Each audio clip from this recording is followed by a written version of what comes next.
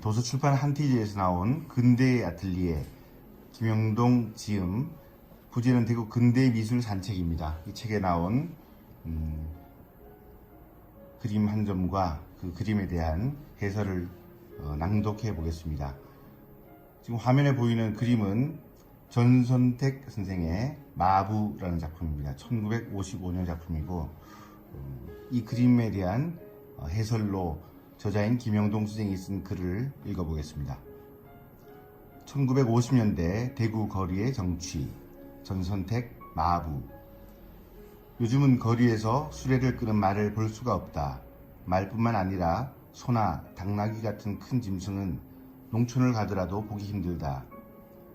이런 가축이나 가금류들이 단순히 육류 소비의 대상일 뿐이지 직접 함께 살던 생활과 동떨어진 지 오래다.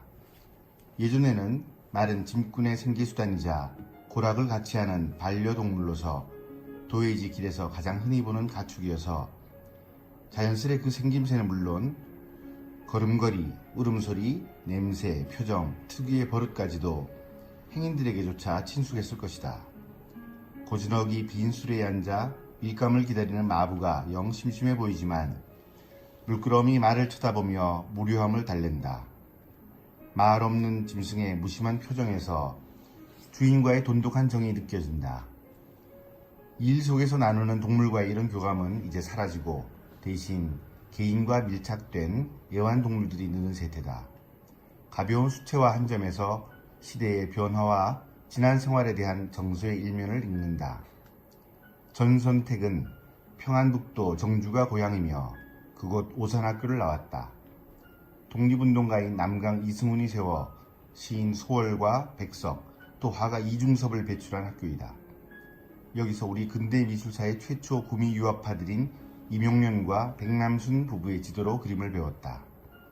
졸업 후 도쿄의 가와바타 미술학교에서 서양화를 전공하고 해방되던 해 곽산에서 첫 개인전을 가지면서 화가로 출발했다. 분단과 함께 월남에 뒤이은 전쟁의 소용돌이까지 힘든 역정을 겪고 막 대구에 정착하고 나서 그린 그림이다. 나무로 짠 수레에 달린 바퀴는 살이 없는 자동차용 휠에 고무 타이어로 되어 있다. 6.25 때 다량 들여온 군수물자의 부산물로 대추된 것 같다. 좌측 하단의 서명에 55라는 숫자가 전쟁이 끝나고 얼마 안 된 시점임을 알려준다. 작가는 김천등지에서 교편을 잡으며 보낸 10여 년의 타향살이 끝에 1954년 대구에 정착했다.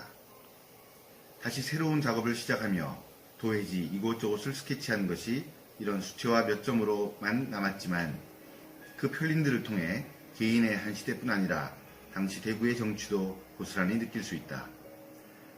모델이 된 말과 주인이 눈치채기 전에 재빠르게 대상을 포착해 연필선 없이 현장에서 바로 붓으로 그렸다. 속도감 있는 붓질이 인상적이다. 전체적으로 담채로 그리면서 짙은 물감으로 윤곽을 강조하고 사물의 형태에 양감까지 넣어 완성했다. 색채와 형태의 조형적 요소도 좋지만 특히 사람의 뒷모습과 말의 안면 인상을 통해 정서적인 분위기까지 잘 담아냈다. 이렇게 빠른 스케치를 통해서도 사물의 특징에 대한 정확한 표현을 가능케 하는 것은 물론 작가의 기량이지만 유랑에 가깝던 어려운 한 시대를 그냥 지나치지 않고 비록 본격적인 캔버스 작업은 못해도 이런 간편한 수단에 의한 창작을 쉼없이 추구한 뒤 얻은 결과일 것이다.